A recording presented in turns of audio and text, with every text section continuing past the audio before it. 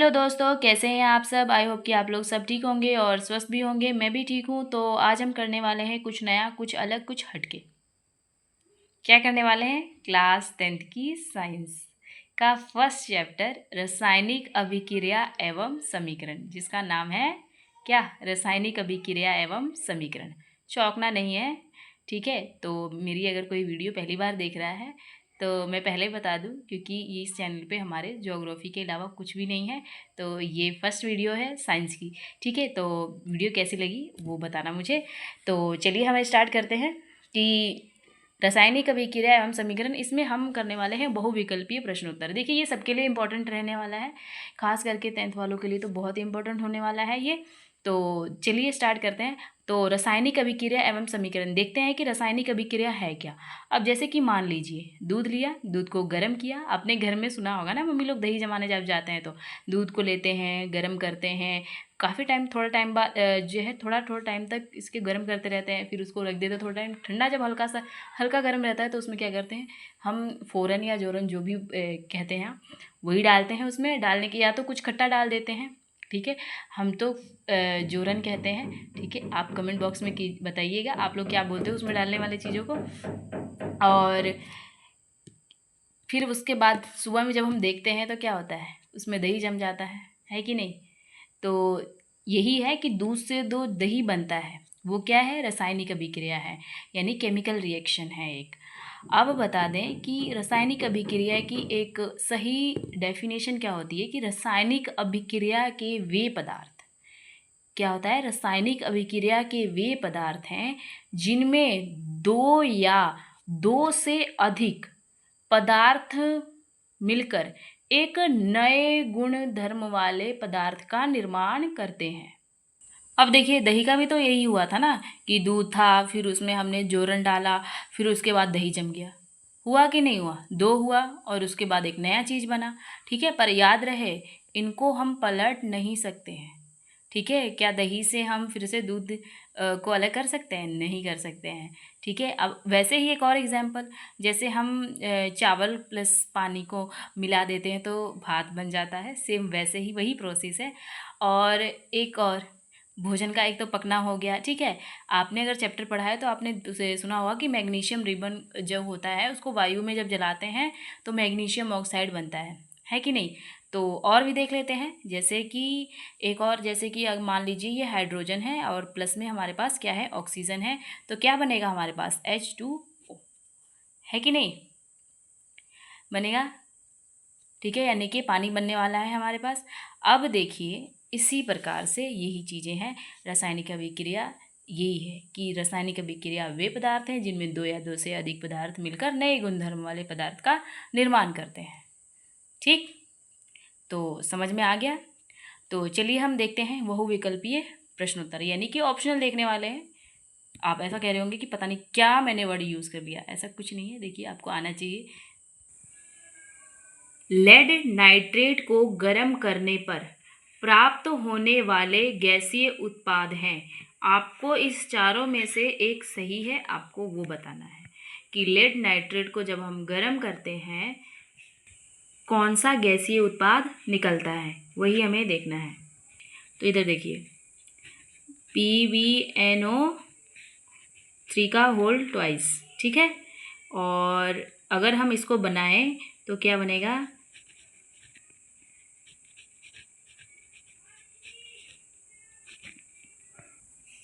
Lead nitrate को जब हम गर्म करेंगे तो क्या क्या होगा? लेड मोनो ऑक्साइड, प्लस में हमारे पास नाइट्रोजन डाइऑक्साइड और प्लस में ऑक्सीजन। तो आप इनमें से देखिए क्या मैच कर रहा है। ये तो है नहीं, ये भी नहीं है, ये मैच कर रहा है। यानी कि हमारे पास क्या कौन सी गैस निकल रही है? नाइट्रोजन डाइऑक्साइड और ऑक्सीजन, ठीक है। तो नेक्स्ट देखते हैं हम क्या है। मैग्नीशियम को हवा में जलाने पर निम्न में से कौन सी अभिक्रिया होती है? बताइए। तो देखिए कि इसमें कौन सा ठीक है।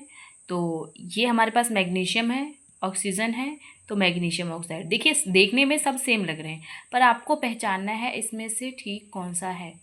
ठीक है, अब ऐसा नहीं कि सब देखने में ठीक लग रहे हैं तो सब कॉमन एक जैसा होगा, ऐसा कुछ नहीं है। तो इसमें भी सब एक जैसे लग रहे हैं लेकिन ठीक नहीं है, एक ही इसमें से ठीक है। तो देखिए हम आपको बता दें कि मैग्नीशियम प्लस ऑक्सीजन जब हवा में जलाएंगे तो मैग्नीशियम ऑक्साइड बनेगा, प्लस में हमारे ऊष्मा निकलेगी। ठीक है, तो इसमें से फर्स्ट वाला हमारा ठीक है। नेक्स्ट है लोह चूर्ण को गंधक पाउडर के साथ तीव्र आंच में गर्म करने पर प्राप्त यौगिक।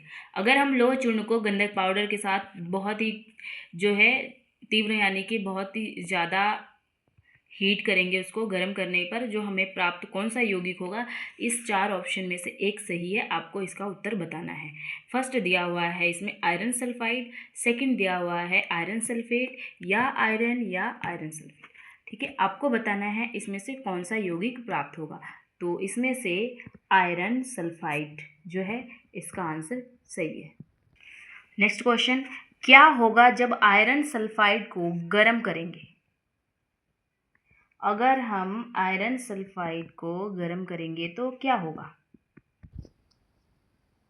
इसमें से 4 में से एक सही है, आपको बताना है। तो फर्स्ट इसमें दिया हुआ है आयरन और सल्फर प्राप्त होंगे। केवल आयरन प्राप्त होगा, केवल सल्फर प्राप्त होगा, कोई रासायनिक परिवर्तन नहीं होगा। तो इसमें से सही है आयरन और सल्फर प्राप्त होंगे। समझिए, देखिए ये हमारे पास आयरन मतलब कि आयरन सल्फाइड यानी कि FeS। ठीक है, इसको गर्म करने पर हमें प्राप्त होने वाला है आयरन प्लस में सल्फर। ठीक है, तो वही है कि क्या होगा जब आयरन सल्फाइड को गर्म करेंगे तो आयरन और सल्फर प्राप्त होंगे।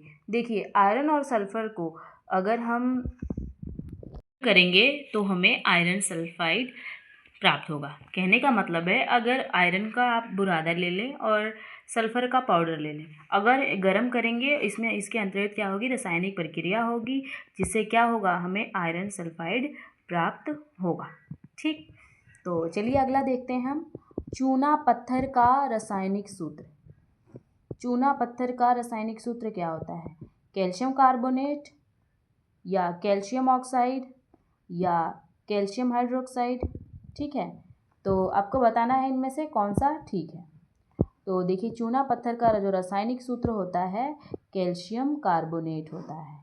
ठीक है, अब ये जो है CaO यानी कैल्शियम ऑक्साइड जो है बिना बुझा हुआ चूना है, और जो कैल्शियम हाइड्रोक्साइड है वो है बुझा हुआ चूना। ठीक है, जब भी कोई पूछे कि कैल्शियम ऑक्साइड का यानी बिना बुझा हुआ चूना का जो रासायनिक सूत्र क्या होता है, तो CaO यानी कैल्शियम ऑक्साइड।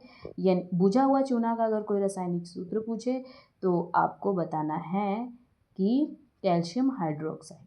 ठीक है, बुझा हुआ चूना का। ठीक, तो नेक्स्ट देखते हैं। नेक्स्ट है हमारे पास हुआ है इसमें कि फेरिक ऑक्साइड प्लस एल्यूमिनियम और एल्यूमिनियम ऑक्साइड प्लस आयरन। ऊपर दी गई अभिक्रिया है, फिर से बता रही हूँ, Fe2O3 + 2Al, फिर एरो Al2O3 + 2Fe। ऊपर दी गई अभिक्रिया कौन सी अभिक्रिया है? संयोजन अभिक्रिया है, वियोजन अभिक्रिया है, द्विविस्थापन अभिक्रिया है या विस्थापन अभिक्रिया है? आपको बताना है।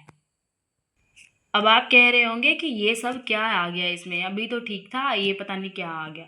तो आपको बता दूं रासायनिक अभिक्रिया के कुछ प्रकार होते हैं, संयोजन अभिक्रिया, वियोजन अभिक्रिया, विस्थापन, द्विविस्थापन, अपचयन, उपचयन। ठीक है, ये दोनों मिलकर रेडॉक्स अभिक्रिया। ये सभी क्या है, रासायनिक अभिक्रिया के प्रकार है। तो आपको हम बता दें कि आपको समझना पड़ेगा कि संयोजन अभिक्रिया क्या है, ये सभी द्विविस्थापन, विस्थापन, वियोजन, ये सभी आपको समझना पड़ेगा। तो चलिए थोड़ा सा समझ लेते हैं फिर इसको करेंगे। तो आप पहले संयोजन अभिक्रिया को समझ लीजिए। देखिए संयोजन अभिक्रिया क्या होती है, इस अभिक्रिया में क्या होता है, 2 या 2 से अधिक अभिकारक जो होते हैं मिलकर एक नए उत्पाद का निर्माण करते हैं। ठीक है, अब जैसे मान लीजिए मैं कोयले का दहन ले लेती हूँ। अब जैसे मान लीजिए सॉलिड ऑक्सीजन गैस, और क्या मिल गए, बन गए हमारे पास CO2 यानी कि गैस, कार्बन डाइऑक्साइड। अब देखिए इसमें क्या हुआ कि इस अभिक्रिया में क्या हुआ, दो या दो से अधिक मैंने क्या किया, अभिकारक लिया और फिर एक नए उत्पाद का निर्माण हुआ। ये क्या है हमारे पास, ये है हमारे पास अभिकारक, ठीक है, ये हमारे पास अभिकारक है और ये जो है हमारे पास उत्पाद है, ठीक है। अब दूसरा और भी देख सकते हैं हम, Mg+O2 क्या बन जाएंगे हमारे पास, मैग्नीशियम ऑक्साइड, ठीक है। सेम ऐसे ही है। अब देखिए अभिकारक, आपको बता दूं कि अभिकारक वैसे पदार्थ को हम कहते हैं जो रासायनिक अभिक्रिया में भाग लेता है, ठीक है। अब ये देखिए ये दोनों क्या कर रहे हैं, एक चीज़ में भाग ले रहे हैं, ठीक है। जब दोनों एक दूसरे मतलब कि किसी प्रतियोगिता में क्या कर रहे हैं, ये लोग भाग ले रहे हैं, ठीक है, फिर एक नए टीम बनाएंगे, समझ गए आप।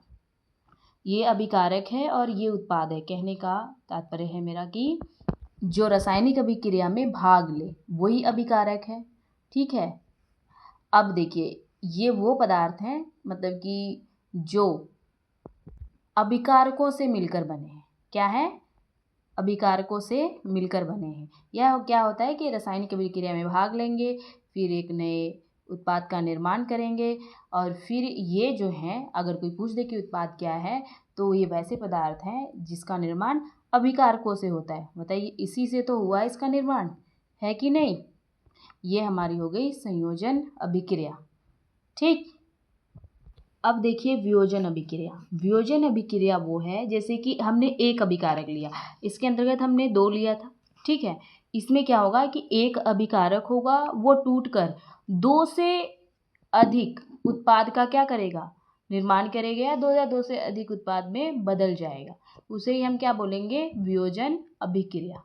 अब जैसे मान लीजिए एग्जाम्पल के तौर पर हमने ले लिया कैल्शियम कार्बोनेट, ठीक है, इसमें हमने ऊष्मा दी, फिर हमारे पास निकल के आएगा कैल्शियम ऑक्साइड, प्लस में हमारे पास निकल के आया क्या बचा हमारे पास, और हमारे पास CO2 बचा यानी कार्बन डाइऑक्साइड। अब देखिए C भी निकल गया, A भी हो गया, फिर O भी, ठीक है।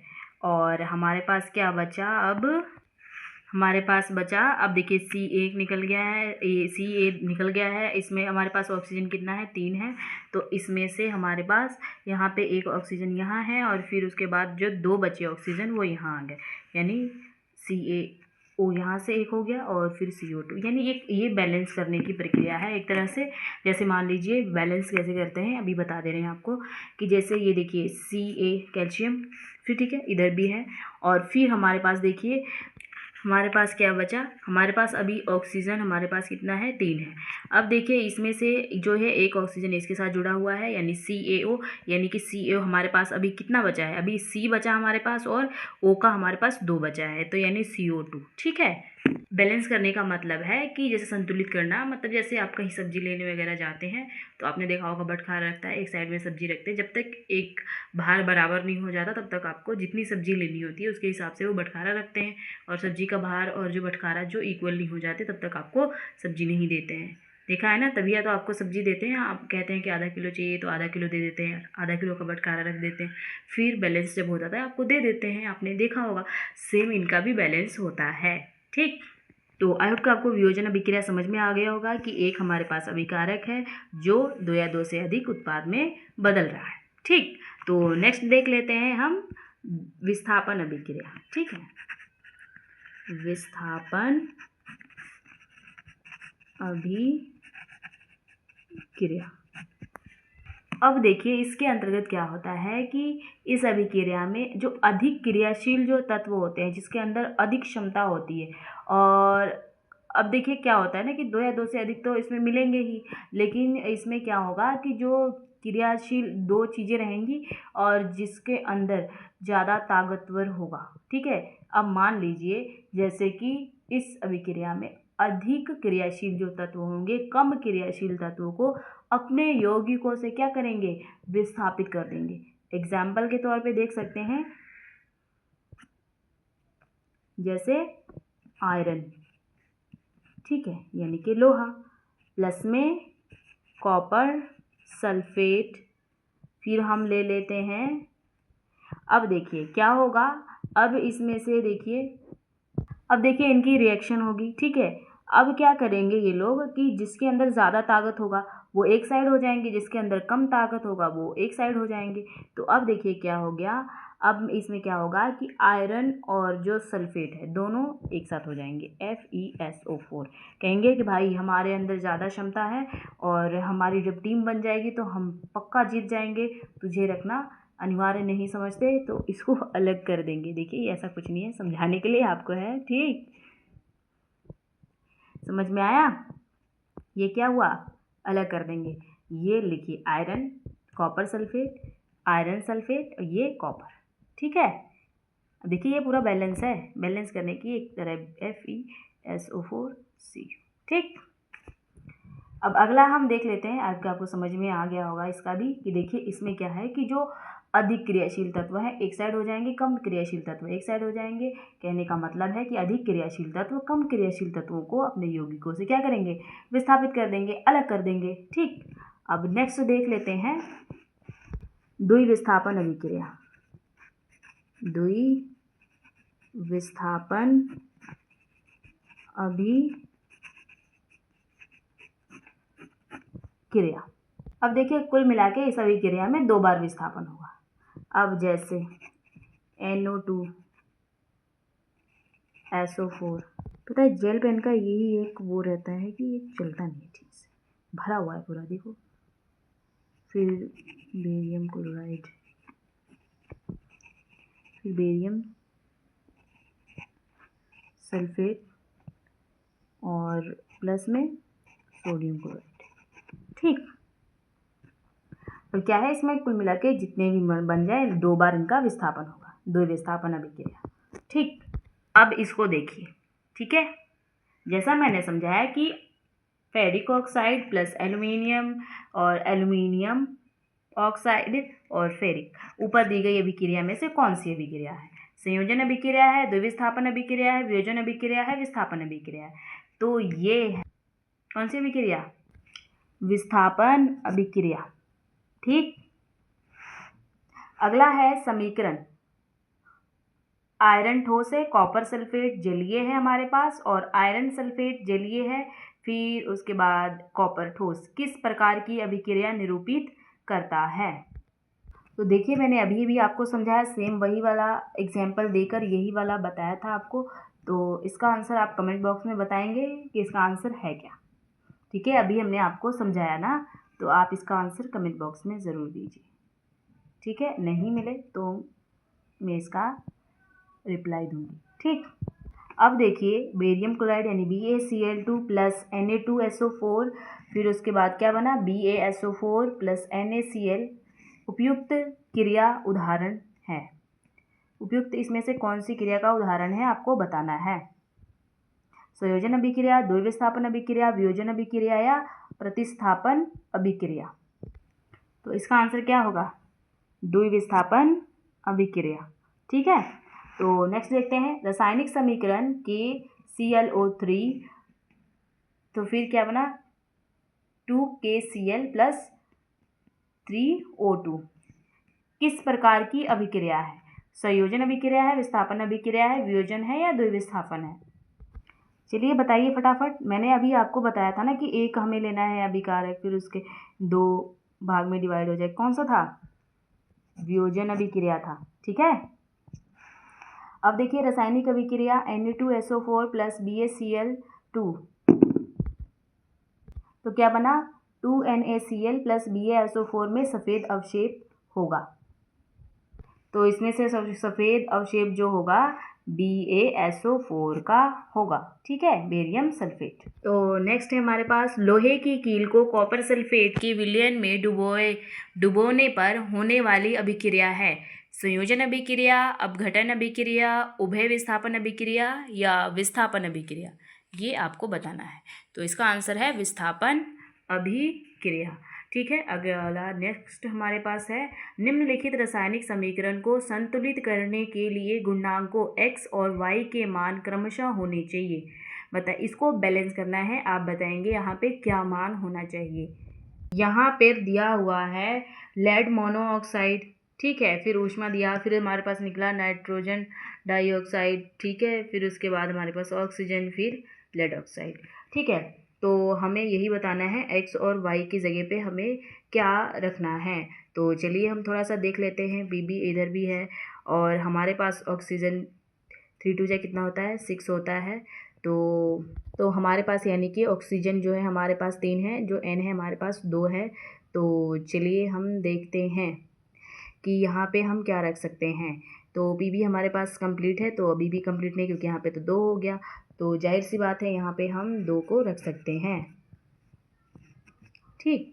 अब फिर हमारे पास इतना हो गया 2, तो 2 कंप्लीट हो गया, 2 पी हो गया। और हमारे पास ऑक्सीजन यहाँ पे 2 हो गए, यानी कि हमारे पास अभी कितने बचे, 4 ऑक्सीजन बचे हैं, ठीक। तो अभी क्या करेंगे, तो देखिए हमारे पास एन, अब यानी कि हमें क्या करना है कि अब देखिए 2, अब यहाँ 2 है तो इसका मतलब यहाँ भी है, यानी कि अब ये क्या हो गया, यहाँ पे 2, यानी कि 2 बार हमारे पास 2 ये और 2 कितना हो गया, 2 2 जा 4, यानी कि 4 एन हमारे पास हैं। तो हमारे पास यहाँ पे 2 ऑक्सीजन कंप्लीट हो चुके थे, तो अभी हमारे पास कितने बचे हैं, 4 बचे हैं। तो देखिए अब क्या करेंगे हम, अब नाइट्रोजन जगह पे 4 है, तो देखिए अगर मैं यहाँ पे 4 रख देती हूँ तो क्या हमारे पास नाइट्रोजन जो है यहाँ पे हमारे पास 2 और 2 4 था ना, तो ये 4 हमारे पास हो गया, तो ये 4 नाइट्रोजन हो गया हमारे पास। अब देखिए अब देखिए अभी कितना था हमारे पास, यहाँ पे 4 हमारे पास ऑक्सीजन बचा हुआ था। तो अब देखिए यहाँ पे हमने 2 लगा दिया है, तो इसका मतलब कि 2 दूनी 4।